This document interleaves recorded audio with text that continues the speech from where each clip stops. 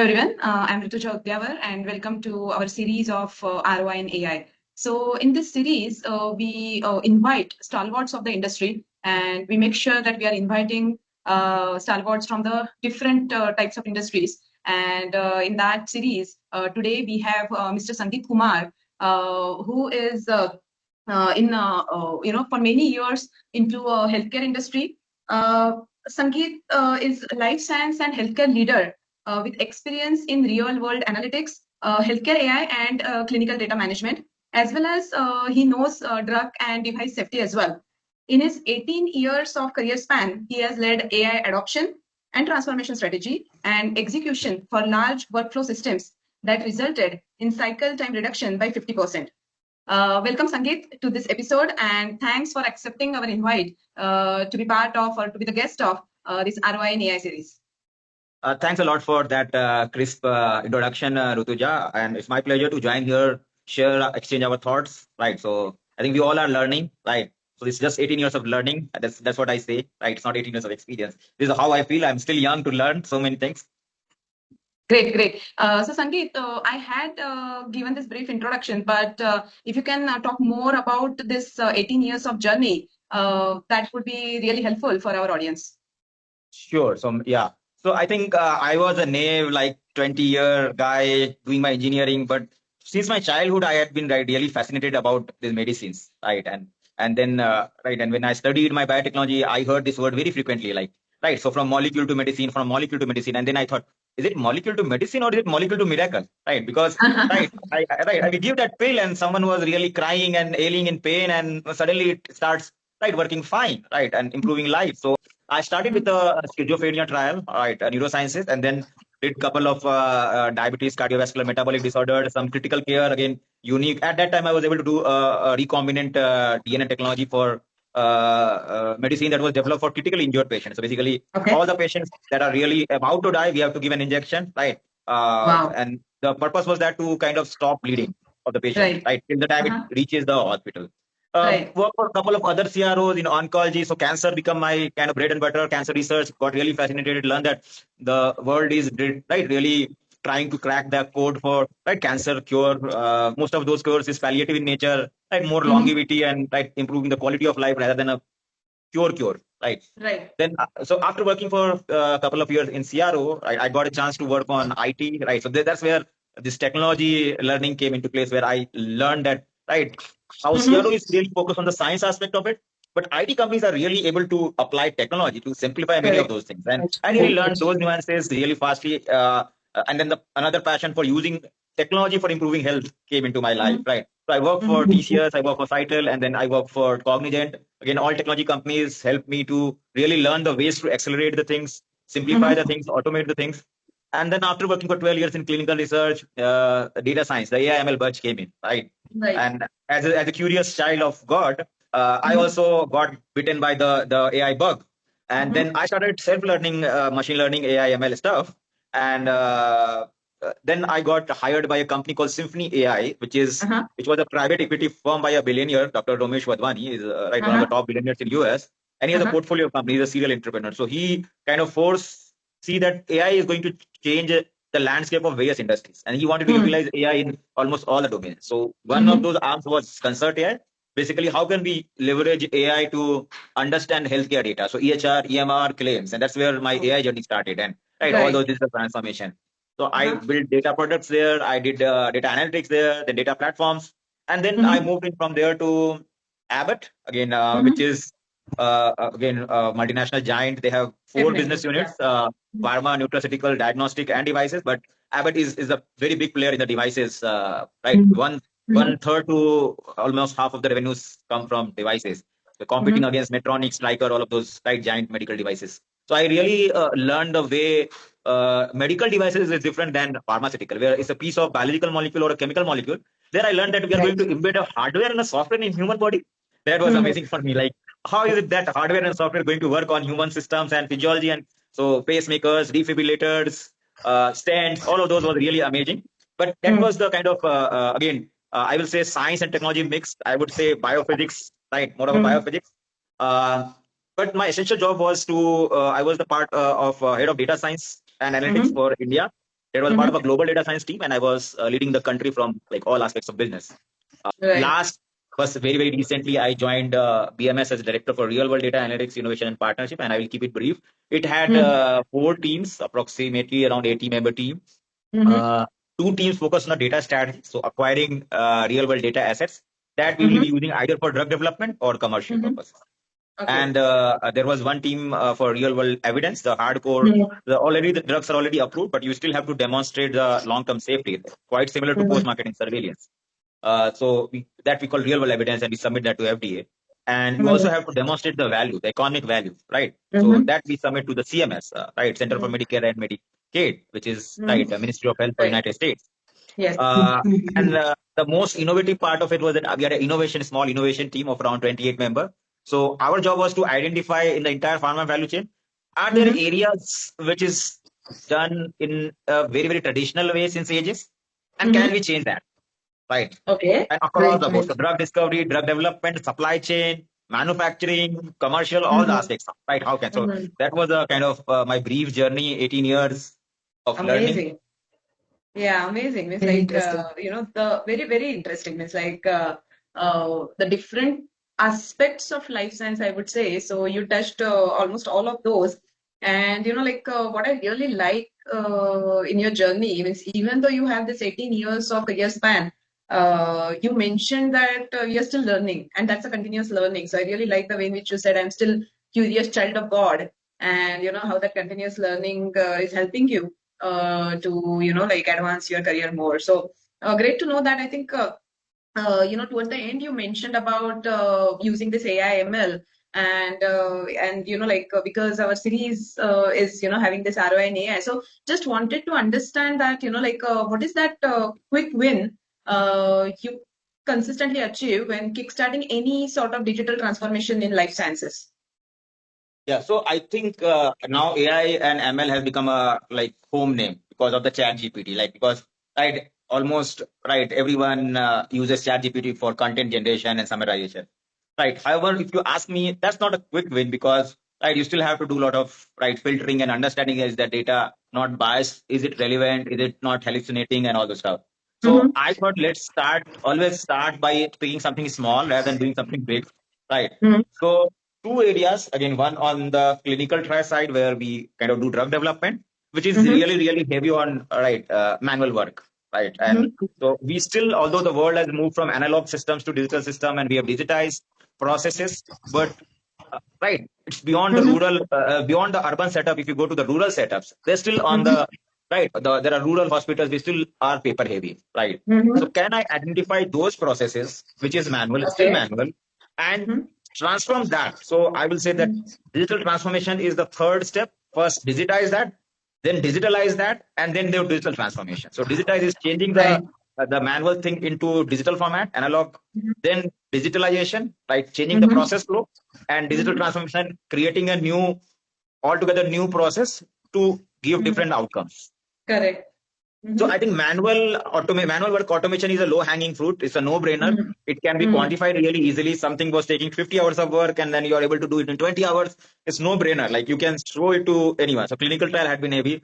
Market access, another area where the drug is already approved, but you want to have those medicines right available in different geographies, different areas, different countries, and all of those follow different regulations, different pricing, different insurance. So in India, we do a lot of out of pocket, but in US and Western countries, a lot of right. There are government insurers, there are private insurers, and most of the people are insured. So all of those are different pricing guidelines. So comparing all of those, right, is a time-consuming process. Again, and that's why. So again, creating a macro-based comparer to highlight, right, what are the similarities and what are the differences. So once you know the similarities, you know that you don't have to spend time on that, right? You just have to focus on the differentials across the countries and geographies. So it again reduces time. So these are the 2 quick wins that demonstrated really 50% time cutoff without doing a lot of infra or heavy kind of AI ML stuff. Right. Okay. Right. Yes. Yeah. Very correctly said, Sangeet. I totally resonate with you when you said that, having the records gone from analog to digital.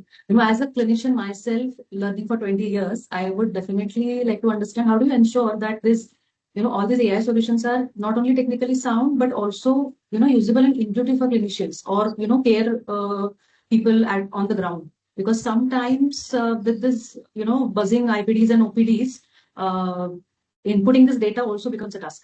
So how do you manage that these systems are intuitive and friendly? Yeah, so I've faced that in the early career of my life and still facing, right? There's always a consistent fight between mathematics and biology, right? So Okay. clinicians at the side think differently, and people, statisticians, machine learning, which is math heavy, computer science heavy, thinks differently, right? Right. So, right, creating a middle ground is always difficult. But instead of coming in a middle ground where both the parties are half happy and half sad, right? Because it's a compromise, right? Right. I usually adopted, I learned this technique called design thinking, right? And design thinking actually advocates people to engage the end users very early in the discussion rather than building something and then Okay. asking them to start using, right? So design thinking actually started with empathizing, right? Trying to understand the end user problem, right? And Right. then, right, then going a little deep, right? Engaging that people in interactions, breaking that bigger problems into small mini problems, right? Rather than trying to tackle the big problem at one go, right? You try to solve many problems, right? Together working with the stakeholder, because ultimately, as a machine learning engineer or an AI engineer, your goal is to simplify and make the life of clinicians easy, right? Because they're already Right. burdened with so much of, right, documentation, so much of, right. So, the ratio of physicians to patient is 1 is to, right, couple of thousands, right? So you can Yeah. understand the burden they have. So there is a huge patient burden, side burden there, right?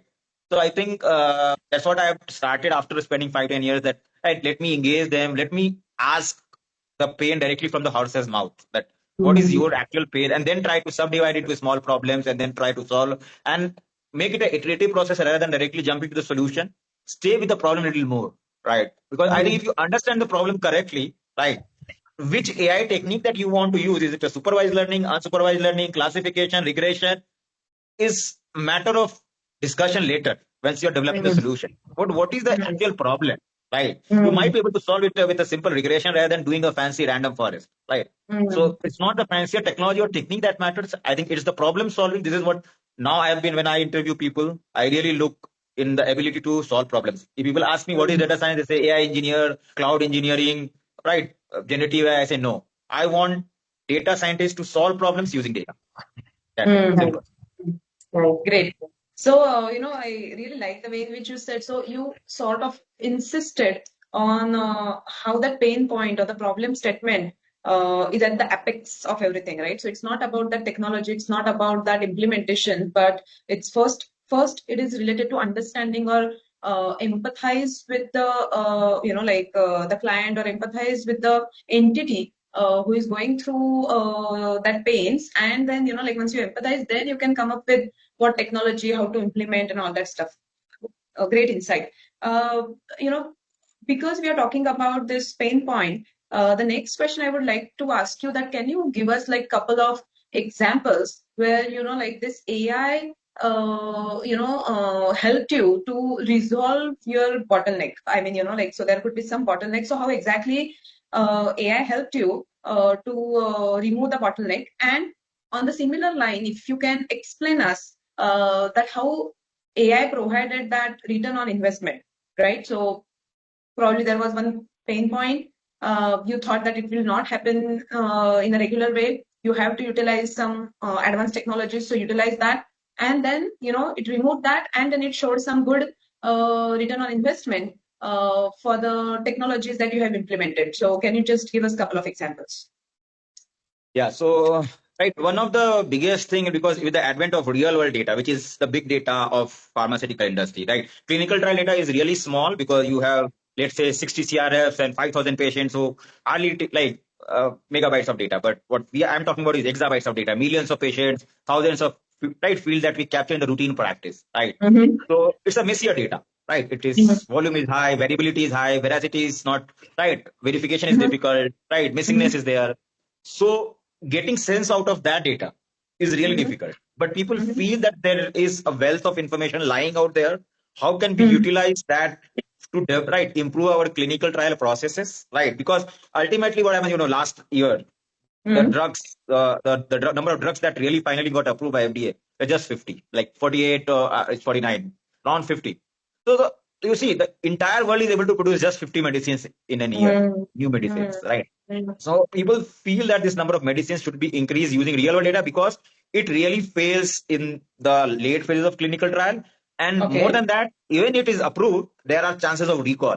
And when the recalls happen, you've already invested billion of dollar, $1.2 billion, 12 years is already invested, right? So how to protect that recall, right? So I think real world data is a good source to really understand that pattern, right? That which drug is going to work better, right? So because there are a lot of attributes there, right? We're dealing with big data, and then there are a lot of data assets that's available: claims data, EHR data, EMR data, mixed data, registry data, right? So evaluating those data is a bottleneck, right? And then there are different users. One is the clinical scientist. One is a pharmacokinetics. One is a translational research guy. One is a biostatistician. One is working on biomarkers, right? So their use cases are different. They are looking for different data points. The attributes are different, right? So really trying to understand first the quality of data has been the biggest bottleneck in the real world, right? Real world assets. Second is the fill rate, like because even if you have millions of patients, but the fill rate of the key variable is less, right? Statistical power for analyzing those data points reduces. Right? You cannot say with confidence. I think we have a statistician in the podcast, so she can kind of correlate with what I'm trying to say. And then even so, and there is a reverse as well, where the quality is very good, but number of patient itself is not really high. So you cannot do right a really mega study on that, right? Because maybe they have 10, 20 variables, everything completed, completely filled, but you just have like say 100,000 patients, right? So you want to see, extrapolate, run simulations, right? It will be very difficult to run simulations on that.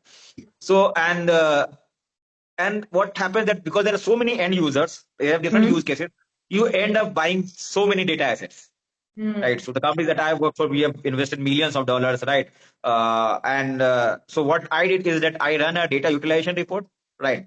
So we purchased around 40 real world data assets. I ran a data utilization report, and then I realized that out of those 40, there are just 3, 4 data assets which everyone is using, like across the users. But rest one was purchased because the vice president or senior vice president of medical affairs or epidemiology or someone asked, and we just started running to get that one data source for one analysis, right? But the return of investment is very low, right? We might have figured out in the existing data source those 4 key rich data sources which have the best fill rate, right? Strategically aligned to the pipeline of the drugs, which is in the late phases, phase 3, right? And operational impact is maximum, right? That's how I say ROI is equal to strategic alignment into operational impact into utilization. This has been my formula. Right. So, so that's how I target for 3x to 4x of the money I put. If I put 10 million, I should be able to get 30 million out of it. Okay. What was the formula you said? Once again, strategic alignment. Yeah. So it should be impacting one of those top 20 drugs, which is already showing promising results. So there will be 50 users coming to you, but you don't have to cater to all. Right. Is it aligned to some of those strategic priorities, like 20 key drugs, which is already promising, which has crossed phase 1, 2, 3, about to get approval? Into operational impact, right? Is it tied to bring some impact, or is it an analysis done just for the sake of chasing a fancy thing, right? Is it really bringing? Is it to launch a medicine? Is it to do accelerate the clinical trial? Is it to save time? Is it to save costs? What's the operational impact?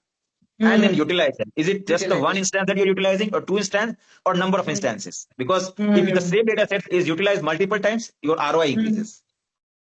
Amazing. Yeah. So, Sangeet, you mentioned the real world data, and the question popped in my mind is, what has been the biggest challenge in aligning the clinical standards and data quality across the diverse healthcare system, in such a way that it can be of that AI use ultimately. Yeah, so that's the problem, right? The healthcare system is currently fragmented, right? Correct. And there's no one common data standard that's followed by healthcare systems, right? All hospital systems use different, claim systems use different, registries use different. So there's a body, right, which is called OHDSI, right, which is outcomes health data standards, I think harmonization process, which has defined there is a standard called OMOP, which is, I will say, still common to create the most familiar data fields or most useful data fields, right, that you're going to use. So I will say we'll not copy exactly the OMOP, but we create a common data model of our own, which is OMOP Live. Right, so OMOP plus plus. Basically, OMOP will miss something. Right, so use OMOP plus plus to really create your custom data model and use a master data management technique, which is kind of creating a hierarchical metadata structure, right? So that we can always query that. Then there will be structured data and unstructured data. So structured data can always go and lie in the data warehouse, but unstructured data needs to be retained in a right more of a native format. So that requires more of a data lake to retain in the native format, and right, and then you kind of extract the useful data from there and put in the data warehouse in the common data model. But this is true. I think FIRE is a where healthcare system, especially hospitals, they're trying to create an interoperable model, FIRE model, right? Even I think HL7, health level 7, is also being recommended that people start using. But again, because fragmented, everyone is using their own, right? Yes, right, absolutely, absolutely. Yeah. Sangeet, so you had mentioned once that you mentor everyone from large pharma to startups. So how do you tailor your guidance on scaling differently for a 500% CRO versus a 5% health tech startup? Yeah. Yeah, so I've been lucky and fortunate enough to join a couple of places in the founding team, and then again joined really large organizations. They all have their own pros and cons, right? I have found the larger organizations really SOP driven, right? They have SOPs for almost everything. The work instructions are clear, roles and responsibilities are clear, right? And they're matured. On the other hand, healthcare company don't have those processes in place, but because it is a small nimble organization, right? They're really agile, they're really fast moving. The bureaucracy is less, right? You can take decisions faster. You can innovate more because you don't have to follow those 10 steps which is written in SOP. So I always say innovation and standards don't go hand in hand, right? They fight with each other, right? So either you can standardize things or you can innovate things. So Right. to me, the right balance of innovation and standards are required, right? You need to identify things that you can standardize and things where you need to innovate, because there's always a room to create a new way of doing things, faster way of doing things, better way of doing things, right? So I think startup focus has always been on innovation, agility, and I think mission driven, like aligning a common shared vision with the entire team, because it's just 5 members, right? While explaining the common vision to 500, there is a filter down approach, right? It doesn't get cascaded equally to those 500 people, right? And then there is this kind of difference of opinion, then clashes. So I think people element play quite role. I think process element plays good role in the startup. They need to build robust processes. They are weak there, but they're good in innovation and agility.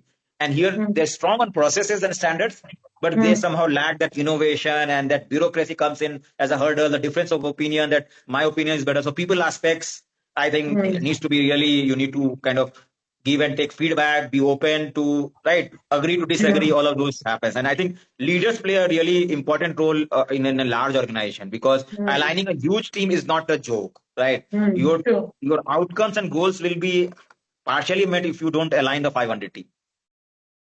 Definitely. So, Sangeet, again, touching back to the point about the data, all of us, I would say, fortunately stand at that horizon where, we are, I witnessing this transition, and also, lucky enough to be part of this transition. So, evolving this genuine healthcare, what is your outlook towards? I mean, do you believe that clinicians will become more tech literate, or there will be, a new kind of profession where, there will be some clinical data translators?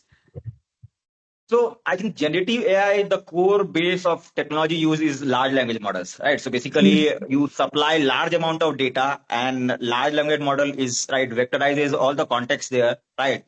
You create zero shot, right, few shots, multi shots, right, to read that context and repopulate that data based on the large language models. That's the basis, core basis, right? And there's a lot of bias and hallucination, which clinicians, because they are kind of they look for precision, they look for accuracy, they are driven in a way where they've spent half of their life studying, right? And in physicians there is super specialization. Cardiovascular only deals with cardiovascular, neuroscientist still is only neuro, right? Gastro, gynec, all is like super specialization itself. So they are not going to agree, because all of those are driven by clinical guidelines, which is very, very robust, clinically proven, scientifically proven, right?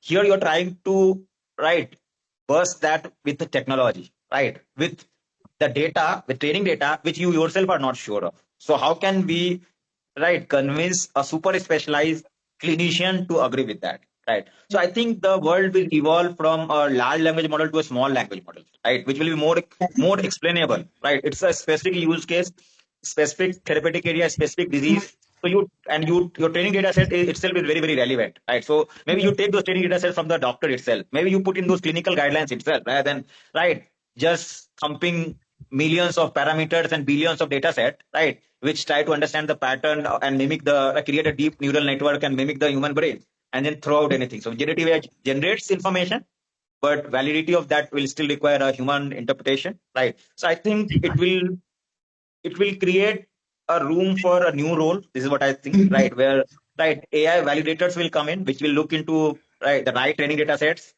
the biasness, the hallucination, and again, edge devices like small, like which can be put on a, let's say, mobile or right, or your computer. You don't need GPUs or, right, trillions of really heavy processing, right?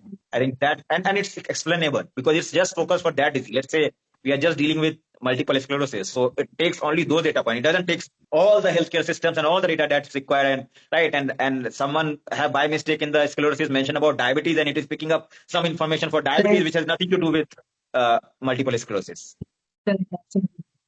So on one side, when the world is talking about AI taking the jobs, you spoke about like how AI is creating the job, right? That AI validator thing that you mentioned, that was really good. And yes, of course, like the way in which the processing power is increasing, we will not be surprised that like instead of GPU, we will have some small gadgets doing this processing more faster.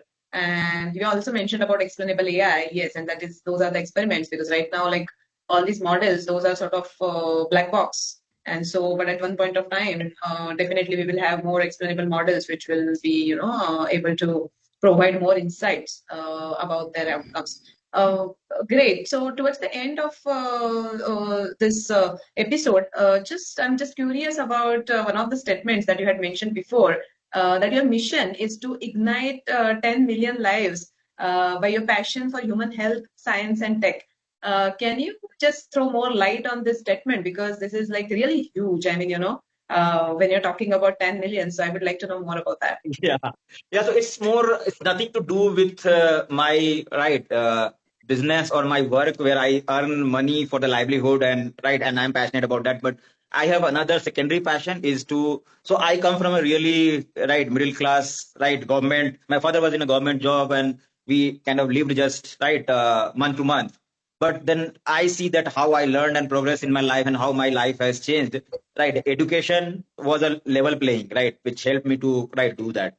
And I think the biggest help that we can do is to educate people, right, and that will help them to, right, impact in a way that they live better lives, right? So that's how my target is. I created a YouTube channel that's called The Coach, where I teach on topics related to healthcare, leadership, project management, right?